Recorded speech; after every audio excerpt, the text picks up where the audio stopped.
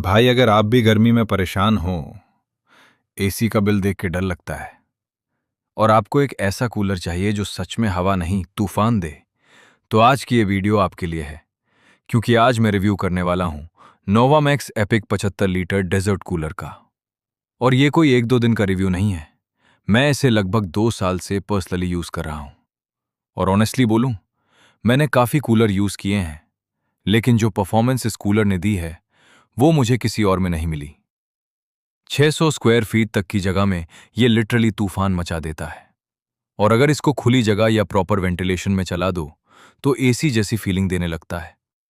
सबसे बड़ी बात, सिर्फ 250 वॉट पावर कंजम्पशन, मतलब हवा फुल पावरफुल और बिजली का बिल कंट्रोल्ड। तो वीडियो को एंड तक जरूर देखना, क्योंकि मैं आपको इसका रियल आफ्टर यूज एक्सपीरियंस बताऊंगा।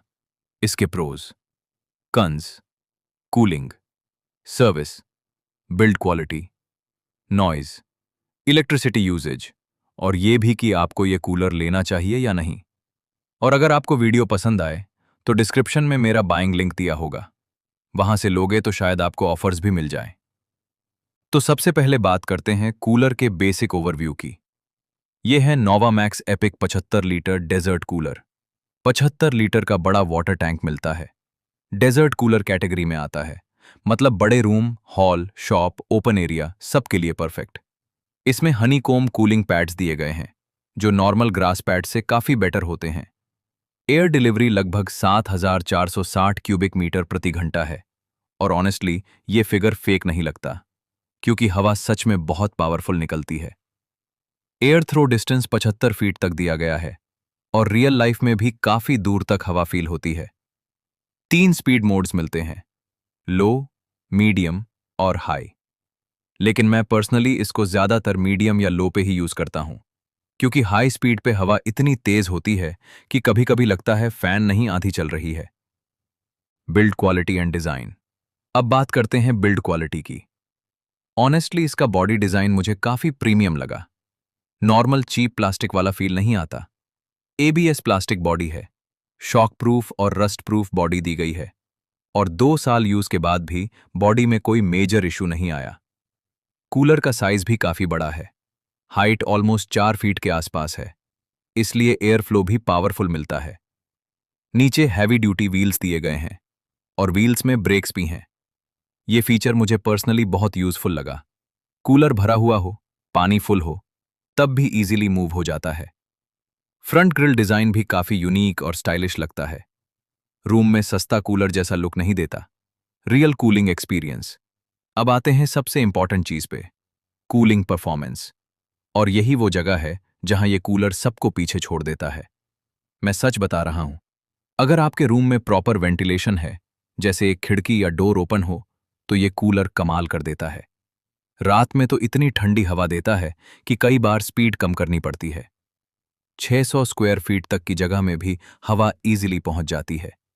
हॉल हो, शॉप हो या बड़ा रूम, ये इजीली हैंडल कर लेता है। और अगर आप इसको ओपन एरिया में रखो, जैसे टेरेस, बालकनी या गेट के पास, तो हवा और भी चिल्ड फील होती है। हनीकॉम्ब पैड्स काफी अच्छे काम करते हैं, कूलिंग स्टेबल रहती है, और हवा में मॉइस्चर भी बैलेंस्ड फील होता है। कई कूलर में प्रॉब्लम होती है कि हवा में स्मेल आती है, लेकिन मुझे इसमें ऐसा इशू नहीं मिला। एक और चीज, इसकी एयर फ्लो बहुत वाइड है। 4 वे एयर डिफ्लेक्शन दिया गया है, मतलब हवा सिर्फ एक डायरेक्शन में नहीं, काफी एरिया कवर करती है। Electricity consumption. अब बात करते हैं इलेक्ट्रिसिटी कंजम्पशन की, और भाई यही इसका सबसे बड़ा प्लस पॉइंट है। फुल स्पीड पे भी सिर्फ 250 वॉट कंज्यूम करता है, मतलब अगर कंपेयर करो एसी से तो ये बहुत कम बिजली खाता है। आजकल लाइट बिल कितना ज्यादा आता है सबको पता है, इसी वजह से बहुत लोग एसी लेने से डरते हैं। लेकिन ये कूलर लो इलेक्ट्रिसिटी में भी जबरदस्त कूलिंग देता है, और इन्वर्टर कंपैटिबिलिटी भी दी गई है, मतलब लाइट चली जाए तब भी इन्वर्टर पे इजीली चल जाएगा। मैं खुद कई बार इन्वर्टर पे चला चुका हूं, कोई इशू नहीं आया। Noise level. अब बात करते हैं नॉइज की। देखो, ये एक पावरफुल डेजर्ट कूलर है, तो ऑब्वियसली फुल स्पीड पे थोड़ी आवाज आती है, लेकिन मुझे पर्सनली प्रॉब्लम नहीं हुई। और क्योंकि एयर फ्लो बहुत पावरफुल है, इसलिए मैं ज़्यादातर मीडियम या लो पे ही यूज़ करता हूँ।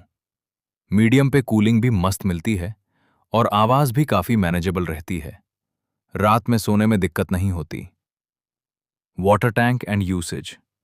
75 लीटर का बड़ा टैंक मिलता है, तो बार बार पानी भरने की टेंशन नहीं होती। वाटर लेवल इंडिकेटर भी दिया गया है, जिससे इजीली पता चल जाता है कितना पानी बचा है। ऑटो वाटर रीफिल सिस्टम भी दिया गया है। ये फीचर काफ़ी यूजफुल है। ओवरफ्लो इंडिकेटर भी मिलता है और एम्प्टी टैंक अलार्म भी दिया गया है। मतलब कंपनी ने काफ़ी प्रैक्टिकल फीचर्स ऐड किए हैं। एक बार पानी भर दो और काफ़ी टाइम तक आराम से चलता रहता है। Service and warranty experience. अब मैं आपको सबसे इंपॉर्टेंट चीज़ बताता हूं, आफ्टर सेल्स सर्विस। क्योंकि कूलर खरीदना अलग बात होती है, लेकिन कंपनी सर्विस अच्छी होना और भी इंपॉर्टेंट होता है। मेरे केस में सर्विस एक्सपीरियंस बहुत अच्छा रहा।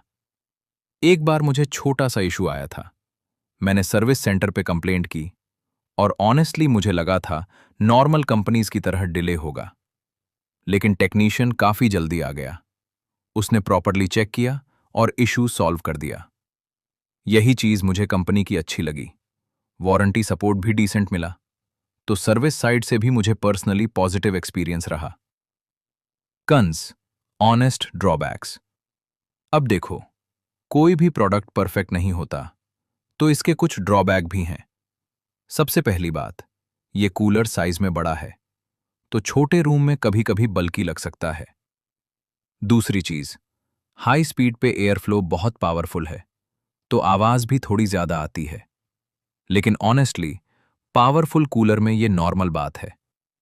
और एक चीज, अगर रूम कंप्लीटली क्लोज्ड होगा तो कूलिंग उतनी इफेक्टिव नहीं मिलेगी। वेंटिलेशन जरूरी है, ये ऑलमोस्ट हर कूलर में होता है। Final verdict. तो फाइनल वर्डिक्ट ये है कि अगर आप बड़ा रूम यूज करते हो, हॉल, शॉप या ओपन एरिया, और आपको एसी जैसी पावरफुल कूलिंग चाहिए विदाउट ह्यूज इलेक्ट्रिसिटी बिल, तो नोवामैक्स एपिक 75 लीटर डेफिनेटली एक बहुत अच्छा ऑप्शन है। 2 साल यूज करने के बाद मैं कॉन्फिडेंटली बोल सकता हूं कि मुझे ये कूलर काफी पसंद आया। कूलिंग पावरफुल, इलेक्ट्रिसिटी लो, बिल्ड स्ट्रांग, सर्विस अच्छी, और ऑनेस्टली प्राइस के हिसाब से वैल्यू फॉर मनी प्रोडक्ट लगा मुझे। अगर आपको इसका बाइंग लिंक चाहिए तो डिस्क्रिप्शन में दे दिया होगा, और हो सकता है मेरे लिंक से आपको ऑफर या बेटर डील मिल जाए।